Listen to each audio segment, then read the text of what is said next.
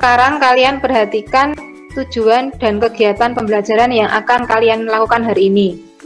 Tujuan pembelajaran yang nanti akan kalian lakukan adalah nanti kalian dapat menjelaskan perbedaan sifat fisika dan sifat kimia dengan tepat. Kemudian peserta didik dapat mendeskripsikan perubahan fisika dan perubahan kimia dengan tepat.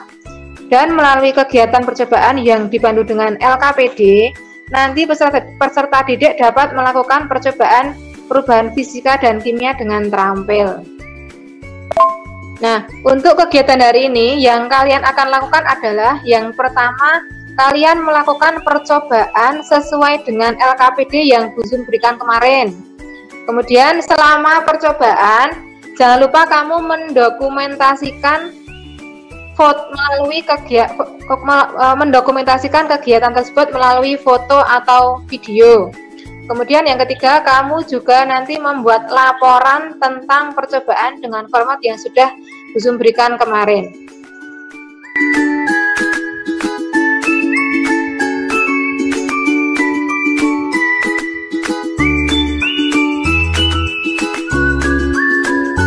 Sekarang tugas kalian adalah menyiapkan LKPD yang sudah saya bagikan kemarin dan kerjakan percobaan sesuai dengan LKPD.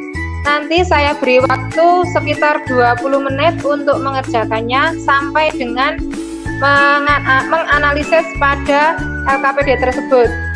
Setelah 20 menit, nanti silakan kalian kembali di grup ini untuk mengikuti pembelajaran lagi.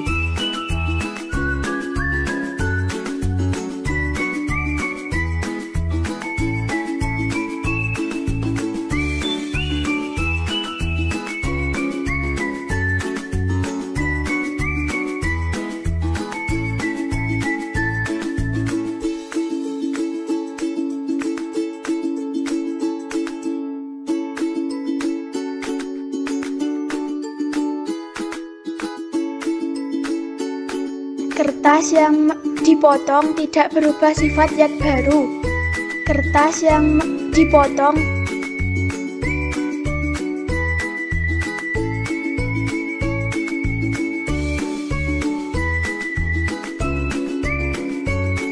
Assalamualaikum warahmatullahi wabarakatuh. Selamat pagi anak-anak. Hari ini kita akan belajar tentang perubahan materi yang meliputi perubahan fisika dan perubahan kimia. Sebelum membahas perubahan fisika dan perubahan kimia, maka terlebih dahulu kita akan membahas tentang sifat fisika dan sifat kimia suatu zat. Yang pertama adalah sifat fisika. Sifat fisika adalah sifat yang berkaitan dengan keadaan fisik suatu zat. Sifat fisika ini meliputi bentuk, warna, bau, kekerasan, titik didih, titik beku, titik leleh, daya antar listrik, ukuran partikel, dan massa jenis. Sedangkan sifat kimia yaitu sifat yang berhubungan dengan mudah atau sukarnya zat tersebut untuk bereaksi secara kimia. Misalnya, zat tersebut mudah terbakar atau mudah busuk atau mudah meledak, beracun, dan berkarat atau bersifat korosif. Nah, setelah kita membahas tentang sifat fisika dan sifat kimia, maka kita baru belajar tentang perubahan fisika dan perubahan kimia. Perubahan fisika adalah perubahan suatu zat yang tidak disertai dengan pembentukan zat yang jenisnya baru. Contoh perubahan fisika yang paling sederhana misalnya ketika kita merebus air, maka air akan berubah menjadi uap air. Contoh perubahan fisika yang lain lagi misalnya beras ketika ditumbuk menjadi tepung beras, itu juga merupakan contoh perubahan fisika.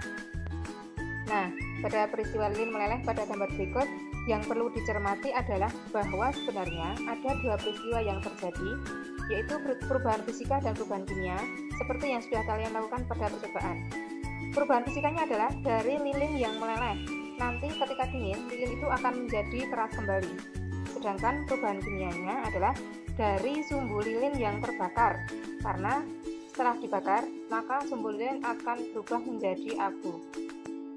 Kalau gambar ini cukup jelas ya. Jadi ini kayu dipotong menjadi kursi. Ini juga merupakan contoh dari perubahan fisika. Nah, berikutnya adalah perubahan wujud zat. Semua perubahan wujud zat itu merupakan contoh dari perubahan fisika. Ada 6 perubahan wujud zat, yaitu menyublim, mengkristal, menguap, mengembun, mencair dan membeku. Itu semuanya adalah perubahan fisika. Perubahan wujud yang memerlukan kalor misalnya adalah menyublim, yaitu padat menjadi gas, kemudian menguap, yaitu cair menjadi gas, dan mencair, yaitu padat menjadi cair. Sedangkan untuk peristiwa yang melepaskan kalor, yaitu mengkristal atau gas menjadi padat, kemudian mengembun, yaitu gas menjadi cair, dan membeku, yaitu cair menjadi padat. Sekarang kita beralih ke perubahan kimia. Perubahan kimia adalah perubahan zat yang dapat menghasilkan atau membentuk zat baru dengan sifat kimia yang berbeda dengan zat asalnya. Contoh dari perubahan kimia misalnya, beras ketika dimasak menjadi nasi. Contohnya lagi misalnya kertas dibakar. Nanti kertas dibakar, setelah dibakar akan menjadi abu. Contoh yang lain lagi misalnya pada peristiwa besi berkarat. Ini juga contoh dari perubahan kimia. Berikutnya ini juga merupakan contoh perubahan kimia, yaitu singkong menjadi tape. Ada lagi nih, jadi ketika peristiwa telur, kamu memasak atau menggoreng telur, itu terjadi juga perubahan kimia, di mana bagian protein telur yang berwarna bening itu nanti akan berubah menjadi warna putih. Setelah kamu melihat beberapa contoh dari perubahan kimia, maka bisa dilihat ciri-ciri perubahan. Kemudian setelah ditetesi air, lama-lama akan terbentuk tembaga sulfat yang mengandung air yang berubah warna menjadi biru. Nah, yang terakhir dari ciri-ciri terjadinya perubahan kimia yaitu terjadi perubahan suhu.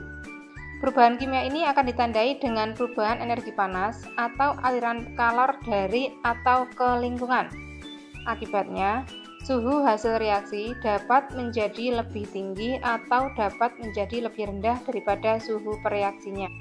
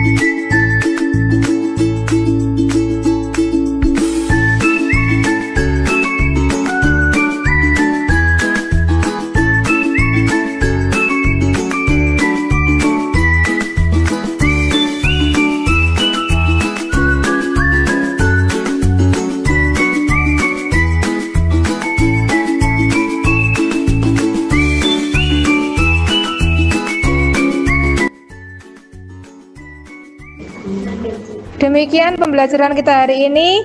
Saya akhiri. Assalamualaikum warahmatullahi wabarakatuh. Waalaikumsalam warahmatullahi wabarakatuh. Waalaikumsalam warahmatullahi wabarakatuh.